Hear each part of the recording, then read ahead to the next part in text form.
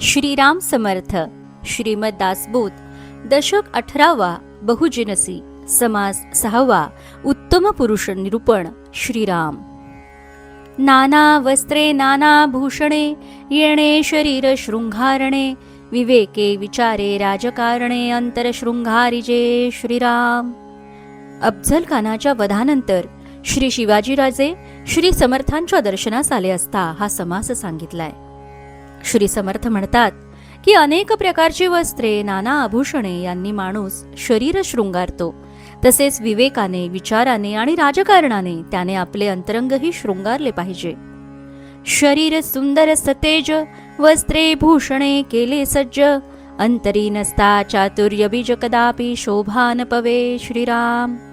एखाद्याचे शरीर सुंदर सतेज असेल, ते वस्त्रे आभूषणे यांनी सजवलेलेही असेल, पण त्याच्या अंतरात चातुर्याचा लेशही नसेल तर ते शोभून दिसत नाही. तुंड हे कांड कठोर वचनी, अखंड तोले साभिमानी, न्याय नीती अंतःकरणी घेणार नाही. श्रीराम. तोंडाळ हे की खोर आणि कठोर शब्द बोलणारा माणूस अखंड अभिमानाने, गर्वाने जणू डोलत असतो. त्याच्या अंतःकरणात न्याय नीती यांना प्रवेश नसतो. तर हे शीघ्र कोपी सदा, कदापि न धरी मर्यादा, राजकारण संवादा मिळोची नेणे. श्रीराम. तर हे वाईक सदा शीघ्रकोपी माणूस कुणाचीही मर्यादा ठेवत नाही. राजकारणात तो संवाद जोडूच देत नाही, कुणाशी जुळवून घेतच नाही. ऐसे लोंद बेईमानी, कदापि सत्य नाही वचनी, पापी अपस्मारजनी, राक्षस जाणावे. श्रीराम. असे दुष्ट बेईमान लोक कधीही खरे बोलत नाहीत. असे पापी आणि पिशाच्चवत दुष्ट म्हणजे भूतलावरील राक्षस जाणावेत. समया सारिखा समयो येना, नेम सहसा चालेना, नेम धरिता राजकारणांतर पडे. श्रीराम. एका प्रसंगासारखा दुसरा प्रसंग येत नसतो, म्हणून कधी कधी एकच नियम लागू पडत नाही. एकाच नियमाचा हट्ट धरला तर राजकारणात अंतर पडते. अति सर्वत्र वर्जावे, प्रसंग पाहोन चालावे, हट निग्रही न पडावे, विवेकी पुरुषे. श्रीराम. म्हणून सर्वत्र अतिवर्ज मानावे, जसा प्रसंग असेल त्याला अनुसरून योग्य त्याप्रमाणे वागावे. विवेकी पुरुषाने कुठल्याही गोष्टीचा हट्ट धरू नये. बहुतची करिता हट, तेथे येऊन पडिले तट, कोणी एकाचा सेवट झाला पाहिजे. श्रीराम.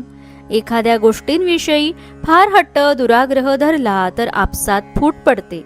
वेगवेगळे पक्ष निर्माण होतात. त्यातील कोणता तरी एकच निर्णायक होणे आवश्यक असते.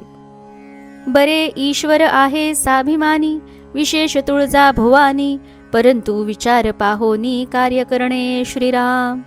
एक गोष्ट बरी आहे की ईश्वराची आपल्यावर कृपा आहे, तो आपला कैवारी आहे. शिवाय तुळजा भवानीची आपल्यावर विशेष कृपा आहे, पण तरीही आपण विचारपूर्वक कार्य करणे आवश्यक आहे. अखंडची सावधाना, बहुत काये करावी सूचना, परंतु काही एक अनुमाना आणले पाहिजे. श्रीराम. जो अखंडच सावधान असतो त्याला विशेष सूचना देण्याची आवश्यकता नसते, परंतु तरीही काही गोष्टींची कल्पना करून त्याप्रमाणे वागणे आवश्यक असते. समर्थांपासी बहुत जन, राहिला पाहिजे साभिमान, निश्चळ करून यामन लोक असती. श्रीराम. सामर्थ्य संपन्न पुरुषाजवळ अनेक लोक गोळा होतात. त्यांचा अभिमान राखला पाहिजे, म्हणजे न डळमळणाऱ्या निष्ठेने ते बरोबर राहतात. म्लेंच दुर्जन उदंड, बहुता दिसाचे माजले बंड, या कारणे अखंड सावधान असावे. श्रीराम. दुर्जन म्लेंच उदंड झाले आहेत आणि दीर्घकाळ त्यांनी बंड माजवले आहे, म्हणून अखंड सावधान राहणे आवश्यक आहे. सकळ करता तो ईश्वरू, तेणे केला अंगीकारू, तया पुरुषाचा विचारू विरुळा जाणे. श्रीराम. सर्व गोष्टींचा खरा करता ईश्वरच आहे. त्याने ज्याचा अंगीकार केलेला असतो, त्याने ज्याला आपला असे मानलेले असते, त्या पुरुषाची थोरवी क्वचित एखाद्यालाच कळते. न्याय नीती विवेक विचार, नाना प्रसंग प्रकार, परीक्षणे परांतर देणे ईश्वराचे. श्रीराम. अशा पुरुषाच्या ठिकाणी न्याय नीती विवेक विचार नाना प्रकारचे प्रसंगावधान आणि लोकांच्या अंतरंगाची अचूक परीक्षा असे गुण असतात. ही ईश्वराची देणगी असते. माहा येतन सावधपणे समयी धारिष्ट धरणे अद्भुतची कार्य करणे देणे ईश्वराचे श्रीराम. असा पुरुष सावधपणे महान प्रयत्न करीत असतो. कठीण प्रसंगीही त्याचे धैर्य टिकून राहते आणि त्याच्या हातून अद्भुतच कठीण प्रसंगीही त्याचे धैर्य टिकून राहते आणि त्याच्या हातून अद्भुतच कार्य घडतात. हे सर्व ईश्वराच्या कृपेने होत असते. यश कीर्ती प्रताप महिमा उत्तम गुणाची नाही सीमा नाही दुसरी उपमा देणे ईश्वराचे श्रीराम. त्याचे यश, त्याची कीर्ती, त्याचा प्रताप आणि महिमा आणि उत्तम गुण यांना सीमा नसते. त्याला द्यावयास दुसरी उपमा नसते. हे सर्व ईश्वराचे देणे असते.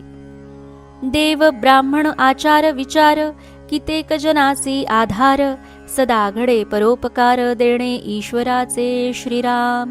असा पुरुष देव आणि ब्राह्मण यांचा आदर करतो, आचार विचार सांभाळतो. त्याचा कित्येक लोकांना मोठा आधार असतो. त्याच्या हातून सदैव परोपकार घडत असतो. ही सर्व ईश्वराची कृपा होय. येह लोक परलोक पाहणे अखंड सावधपणे राहणे बहुत जनाचे साहणे देणे ईश्वराचे श्रीराम. इहलोक आणि परलोक दोन्हीचा विचार असा पुरुष करतो. तो अखंड सावधपणे राहतो आणि अनेक लोकांचे वागणे बोलणे सहन करीत असतो. ही ईश्वराची देणगी होय.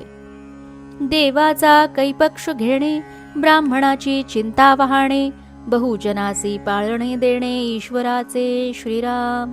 असा पुरुष देवांचा कैवार घेतो, ब्राह्मणाची चिंता वाहतो आणि अनेक लोकांचे पालन पोषण करतो, कारण तो ईश्वराच्या कृपेस प्राप्त झालेला असतो. धर्मस्थापनेचे नर ते ईश्वराचे अवतार झाले आहेत पुढे होणार देणे ईश्वराचे श्रीराम. असे धर्माची स्थापना करणारे पुण्य पुरुष हे ईश्वराचेच अवतार असतात. आतापर्यंत असे अवतार झालेले आहेत, सांप्रतही आहेत आणि पुढेही होतच राहतील. असे पुरुष उत्पन्न होणे हे ईश्वराचेच देणे आहे. उत्तम गुणाचा ग्राहिक तर्क तीक्ष्ण विवेक धर्मवासना पुण्यश्लोक देणे ईश्वराचे श्रीराम. जो पुरुष उत्तम गुणांचा चाहता असतो, जो तर्कनिष्ठ आणि कुशाग्र बुद्धीचा विवेकी असतो आणि ज्याला धर्माविषयी आवड असून जो पुण्यश्लोक असतो, त्याच्यावर ईश्वराची पूर्ण कृपा आहे असे समजावे.